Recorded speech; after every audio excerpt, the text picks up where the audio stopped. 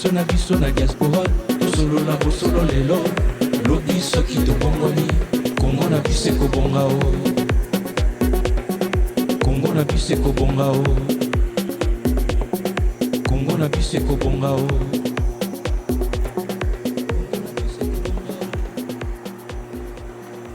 azalaka so na obetaka yo boye naza mpe kokanisa vie soki mwa ide ye mpona makanisi ya bomoi na nga moko nabi eske ide oyo nakoki kopartage mpe na bandeko na ngai na biso na diaspora soki ekosunga mutu lelo na salongo na ngai nazokokanisa avenir nazomona bacommunauté mosusu awa okuta na bango deuxième troisième génération nabi wow bato na baya bakoma kala qu'est-ce qu'ils ont fait pour la génération future et biso la communauté na biso na mamboka bapaya oyo tovandi est-ce que toza kokanisa bagénération future papa mama nalobi age okomi nango condition de vie oyo oza kovivre nango na mboka ozali mwana to mpe bana oyo bota condition ni de vie bazali kovivre nango soki mpo eza na bakoko condition ni de vie bazovivre nango voisin na nga moko azali awa kokobar moko boye ya mondele na mwasi na ye bavandaka awa na ntango ya covid moko abana na ye ayeki mpe kovanda na bango parce que bazalaki kozela fale bakotela ndako na bango asika batongaki alors na makambo ya covid na batravaux ezalaki arrêté bayaki na choix te place ya kovanda ezalaki te bon bazongi nani pa papa na bango awa mais eloko na remarkaki seke papa na bango nano asaki kokobar avanda bien adembelaka te na mapeka bana basombela ye boye bapesa ye boye ane na pale na bien mivandela na ye ebana mpe bavanda bien bakoko ya tata wana mpe bana mike baza kolekaleka o vana bango bien epa na biso okomona tomemaka kaka mikumba ya bagénération passé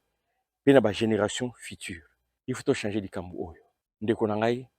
tala condition de vie ozali kovivre tala condition de vie ya bana na yo tala condition pense mpe na condition de vie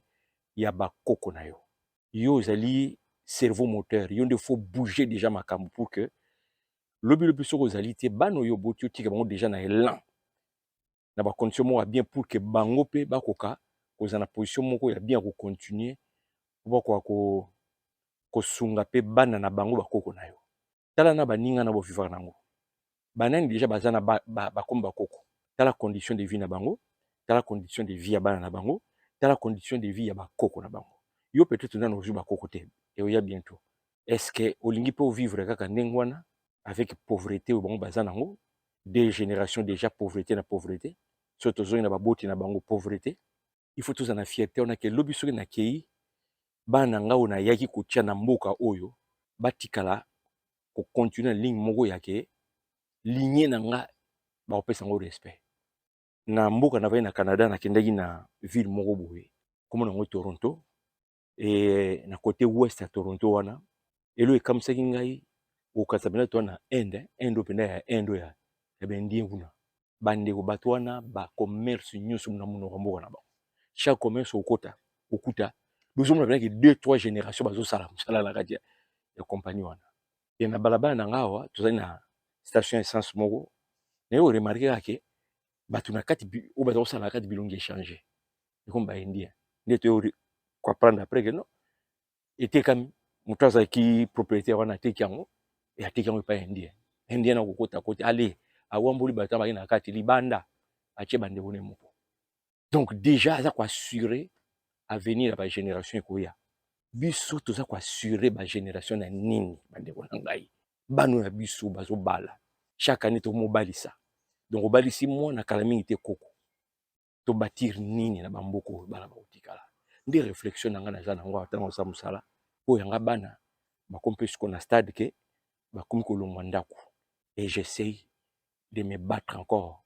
pour que mwana atie na position bien nazo viser déjà bakoko na nga mpo bakoko na nga bazala bien ntango nana babotami te bana nga babali te me naza dia na vision mosika naningi bakoko na nga bamene vie ya ndenge nini na bacondition nini bandako nini baquartier nini bakovivre na kati ya mikilo nazopense nango déjà e nazoprépare bana ngai yo kote oyo te mwana oui naoriente bango nakoti bango idéologie et idéologie na bokotisa mpe na bana na bino parce que nalingi ligne na ngai na pays oyo tovivre atako na kozalaka susu te kombo na ngai kotikala drapeau na kati ya mboka oyo avec respect na ndenge ni bana na ngai bakokolela na ndenge ni bakoko na ngai bakokolela bongo yo osala nde nalobi mabe nafingi motu te natongi te eza kokabolaka baide mpo tosala makambo ya bien soki yo na ngai tobongi un jour Congo ekobonga nakobina na kati ya matiti na ngai bangungi bamososo ngawa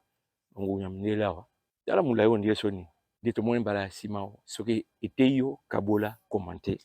kolo azala na yo encourage bâtissons pour les générations futures. C'était Jean Ndinsir.